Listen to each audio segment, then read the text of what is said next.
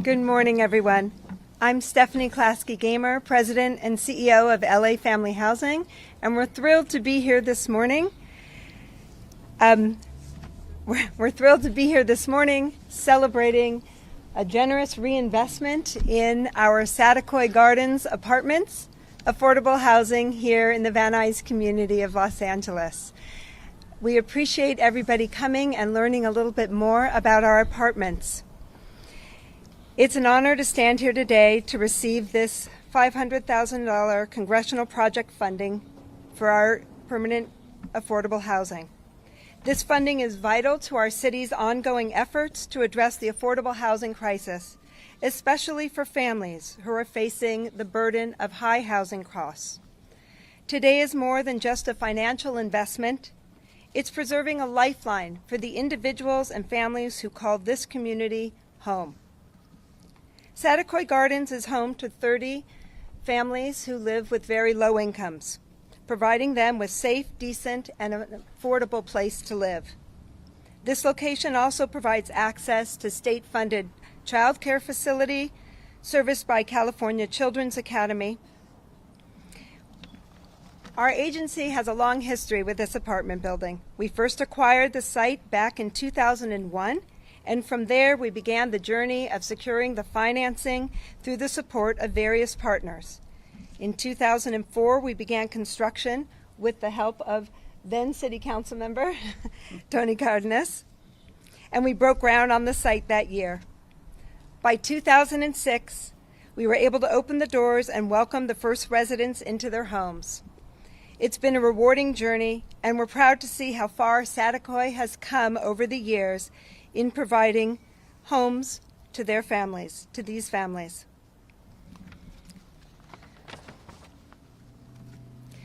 The challenges in the rising costs of owning a property and the rising costs of living in Los Angeles make a reinvestment into this site even that much more important. We're committed as affordable housing developers, owners, and operators of overcoming the obstacles we have faced financially in maintaining our affordable housing units. And while we are committed to that, we also desperately need the continued financial support from the city, from the county, from the state, and from the federal government. We know that this work wouldn't be possible without the strong partnership of our government leaders and the passing of critical initiatives like Measure A. Yay! We are deeply grateful to the voters of Los Angeles County for their support, which helps ensure that we have the resources we need to continue developing and operating affordable housing across our region. As we renew our commitment and look forward to the future, I want to express our heartfelt gratitude to our city's fearless leader, Mayor Karen Bass. Your unwavering leadership and dedicated commitment to tackling our affordable housing crisis and the crisis amongst those experiencing homelessness has made a real difference, and we are proud to work in partnership with you. Please join me in welcoming Mayor Karen Bass. Thank you very much, Stephanie, and congratulations for this site, what you have done over the years, and for your commitment to this issue.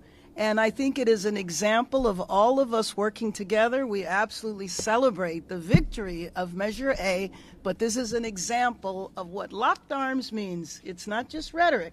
It is about working together so that we can deliver for Angelenos. And evidence of that was this year's PIT count, point-in-time count, which showed for the first time homelessness is down in years. Now, we are very, very clear that we have so much more that we need to do, but the fact of the matter is, when we all join forces, we can make a difference and make the type of difference that saves lives. In 2023, the LA Housing Department and my office submitted a request to our congressman to bring federal dollars home for this property and its residents. And it was through this combined effort with our federal partners that we are able to be here today. And I know the congressman has been involved in this area for many, many years before Congress, on city council. And I was so honored to have served with you for a number of years in Congress, and the effort that you made and your leadership. And I think it's an example of how we need to continue to work across all of government to bring people together, to deliver the resources and get the results. So in Sacramento, years before I actually met the congressman, he was a member of the assembly and did landmark legislation on juvenile justice reform. And so again, it was no surprise to me that he would continue that leadership in Congress. And I just want to thank you for delivering once again on behalf of Los Angeles. And with that, let me introduce our congressman, Congressman Tony Cardenas. Thank you, Mayor. It's wonderful to call you my friend and also my colleague. We served about 10 years together in the United States Congress. And I just want to point out that when Karen Bass wants my attention, when she asks me for something, for some help or some partnership, I've always said yes. For example, the last year that we served together, you and I got the largest line item in the budget, in the appropriations from Washington to the city of Los Angeles, $7.5 million, an unprecedented amount of money to help make sure that we help our young people stay out of trouble and to help them get back on the right path. And we did that together. So ever since then, you become mayor. I have responded every single time to as many of your requests as possible, because you have many requests. It's a big city. It's a big city, a lot of needs.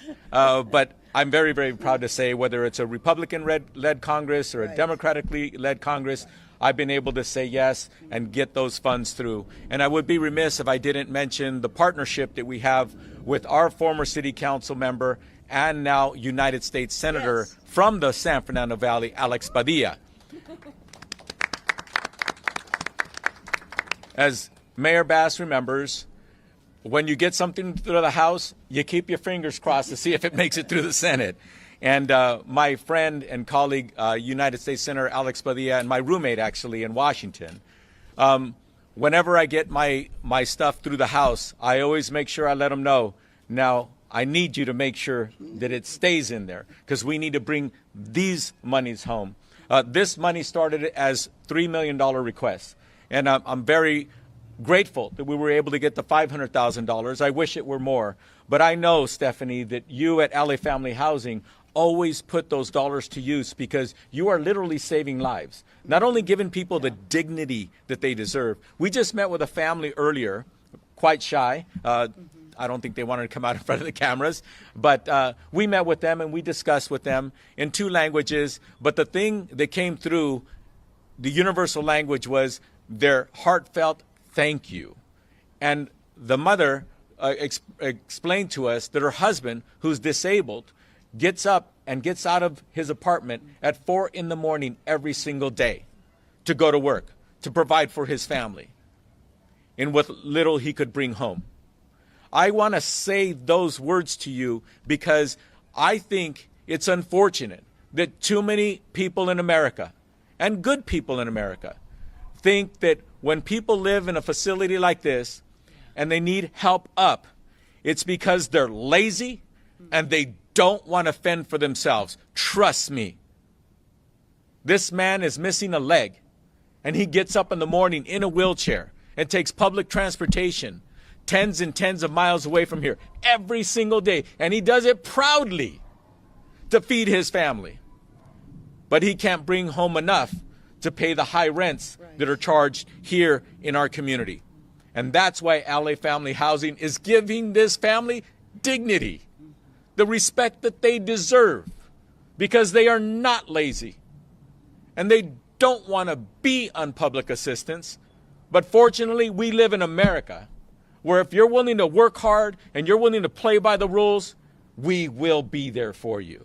So this $500,000, it might not go as far as I was hope it would with $3 million, but here we are because we deserve to be the country that we pretend to be by allowing people to have a life of dignity and respect. So with that, they don't let me sign it over here. That's for the U.S. Treasury. But I'm going to sign the check over a little bit to the right, and then I am going to, and then we'll take questions if anybody has questions. Okay.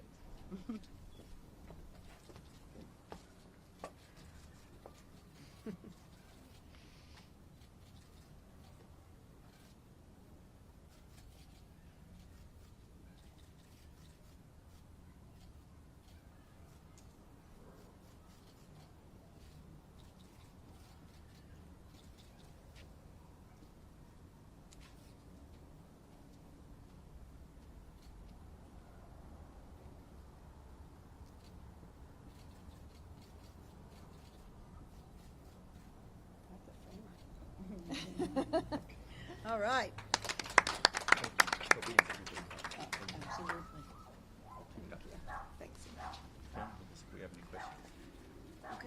Any questions? Yeah, you guys were talking about partnership, and particularly partnership with the federal government. I was wondering if you guys could share your thoughts about where you think partnership will be once there's a new Trump administration, and how you feel that the city of LA is going to interact with him on such things as housing and the Olympics and transportation.